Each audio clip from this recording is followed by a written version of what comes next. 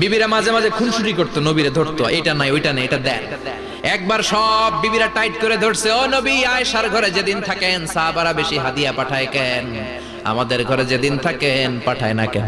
কালকে জুমার নামাজের পরে ঘোষণা দিবেন সবার ঘরে সমান সমান হাদিয়া।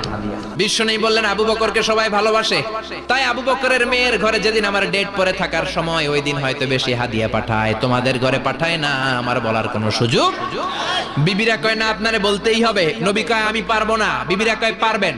ইন দ্য মিন টাইম দরজার পার থেকে কে যেন সালাম দিল, আসসালামু আলাইকুম ওয়া রাহমাতুল্লাহ। বিশ্বনবী বললেন ওয়া আলাইকুম আসসালাম। বিশ্বনবী বুঝতে পারলেন সালামটা আমার ওমরের সালাম।